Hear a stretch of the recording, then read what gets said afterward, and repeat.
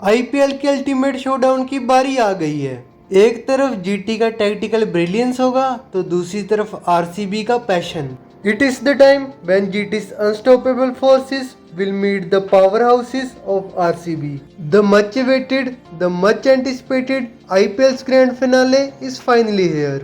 पर इस बार ये चीज आईपीएल के फाइनल तक सीमित नहीं रहने वाली। इस फाइनल की जीत किसी भी एक कैप्टन की टिकट पक्की कर सकती है इंडिया की टी20 स्क्वाड में, और बहुत ही हाई चांसेस हैं कि उसको कैप्टन भी बनाया जा सकता है। दूसरी तरफ ट्रेड रूमर्स का बाजार भी एकदम गर्म हुआ पड़ा है, जिसमें हार्दिक और ऋषभ पंत जैसे बड़े बड़े प्लेयर भी शामिल हैं। और वहीं संगाकार ने भी कुछ शॉट्स लिए हैं सैम करन पर। ये सारा चटपटा और मसालेदार मटेरियल डिस्कस होगा इस वीडियो में। So let's dive in without wasting any time.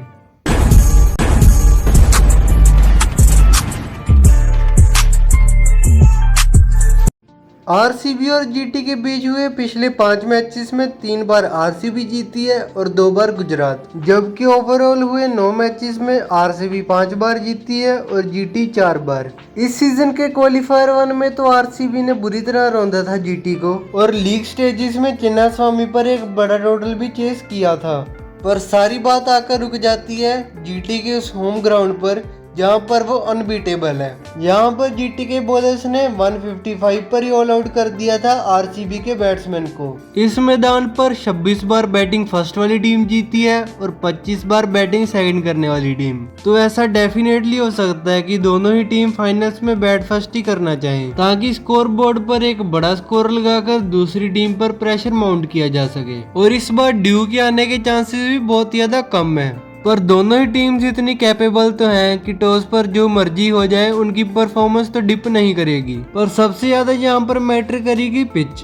कहा जा रहा है कि ये एक मिक्स सॉइल पिच होने वाली है जहाँ पर रेड और ब्लैक सॉइल का कंटेंट सेम होगा, तो इससे कोई भी टीम को एडवांटेज या डिसएडवांटेज तो नहीं मिलने वाला। अब थोड़ी सी बात करते हैं कि जीटी की टीम की इतनी अनरियल डोमिनेशन क्यों है इस ग्राउंड पर।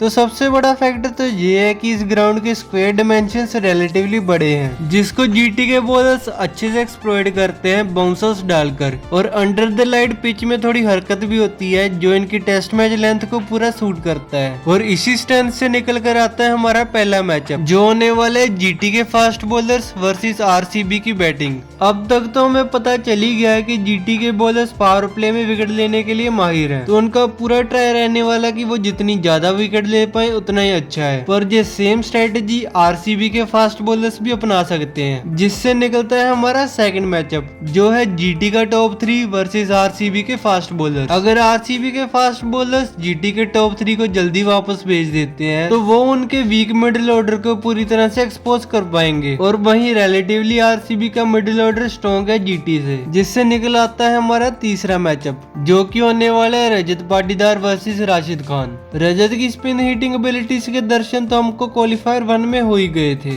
वहीं राशिद खान का सारा season at best above average ही रहा है। तो आरसीबी का पूरा ट्राई रहने वाला है कि जीटी के लॉन्ग स्पिनर को टारगेट कर मिडिल ओवर में ही सारा मैच अपनी तरफ कर लिया जाए।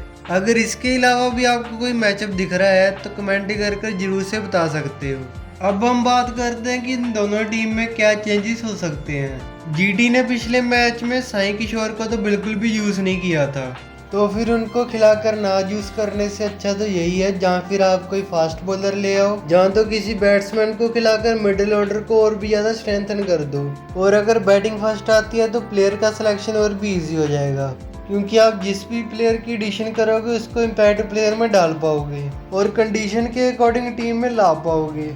इम्पैक्ट प्लेयर की दुविधा तो आरसीबी के लिए भी रहने वाली है। मुझे लगता है कि कुरनाल पांड्या के होते ये श्रेयस शर्मा को तो नहीं खिला पाएंगे, क्योंकि जीटी के लाइनअप में भी ऑलरेडी बहुत सारे लेफ्टी बैट्समैन हैं। तो अगर इनकी भी बैटिंग फर्स्ट आती है तो इनके लिए ये चॉइस और भी इजी हो जाएगी। रोमारियो शेफर्ड का आपके पास ऑलराउंड ऑप्शन तो है ही, लेकिन अगर उनकी बैटिंग एबिलिटीज की जरूरत नहीं पड़ती तो आप टीम के न्यूएस्ट एडिशन रिचर्ड ग्लीसन को भी खिला सकते हो, जो कि आपको एक जेन्युइन फास्ट बॉलिंग ऑप्शन देंगे।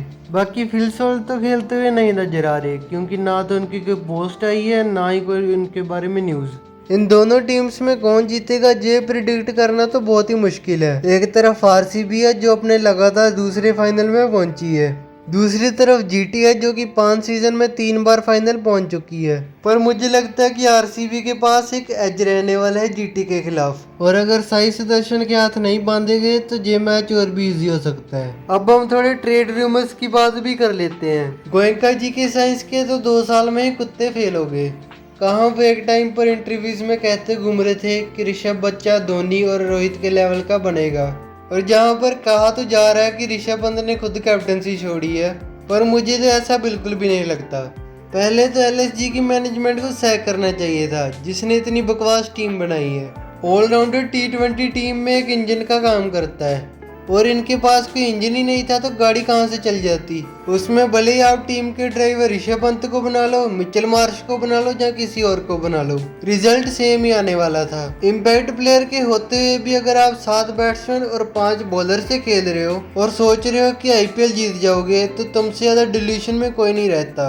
और लगता है कि शायद इन्होंने इस गलती को मान भी लिया है, इसलिए शायद हार्दिक को टीम में लाना चाहते हैं। ऑल्दो हार्दिक वहां पर सीएसके के हिट स्टॉप करने में लगा पड़ा है, पर सीएसके के पास तो पहले ही संजू और गायकवाड़ है, तो वो तो नहीं जा रहा अनलेस एंड अनटिल उसको कैप्टनसी का प्रॉमिस दिया गया हो, क्योंकि एमआई में भी वो इसी कंडीशन पर आया था। वैसे हार्दिक केकेआर में भी पूरी तरह से फिट बैठेगा, क्योंकि रहाणे की परफॉर्मेंस तो वैसे भी नहीं आ रही, और इनको भी ब्लो हॉट ब्लो कोल्ड ही रहा है सारा सीजन में, तो इसके कैप्टन बनने की भी फीलिंग बिल्कुल नहीं आ रही, जिससे हार्दिक के चांसेस और भी ज्यादा बढ़ जाते हैं। वैसे दिल्ली के रूमर्स भी आ रहे थे, पर मुझे नहीं लगता कि उनको हार्दिक की कोई जरूरत भी है। हार्दिक ने एमआई की नैया तो डुबाई दी है, अब देखते हैं कि किसकी कश्ती पर सवार होता है। हार्दिक जहाँ गया था उसका भला तो नहीं हो पाया, पर जिस कैप्टन के पास खड़ा हो सबका भला हो गया। वैसे एक बात नोटिस करने वाली है कि जिस टीम के कैप्टन को नेचुरल वे से नहीं हटाया गया उसकी तबाही हुई है, चाहे वो केकेआर से अय्यर हो, एलएसजी से राहुल, या फिर वन फैमिली का डोंग करने वाली एमआई से रोहित। इसीलिए कहा जाता है कि कैप्टन्स बहुत इंपॉर्टेंट है। जब आप स्काई को 2026 के वर्ल्ड कप, रोहित को एमआई के लिए और ऑस्ट्रेलियन कैप्टन्स को ये कहकर अंडरमाइन कर देते हो कि यार इनके पास तो टीम अच्छी थी इसीलिए जीत गए। वहीं संगाकारा ने शॉट्स लेते हुए कहा है कि सैम करन सरी के लिए खेल रहा था, पर आरआर को इन्फॉर्म किया गया था कि ये एक सीजन एंडिंग इंजरी है, जिससे ये मैटर थोड़ा सा अगली हो गया है। अगली बार इनको सैम करन की याद ना आए तो रियान पराग ने वैभव को ही कह दिया कि इस बार तू बॉलिंग भी करना शुरू कर दे।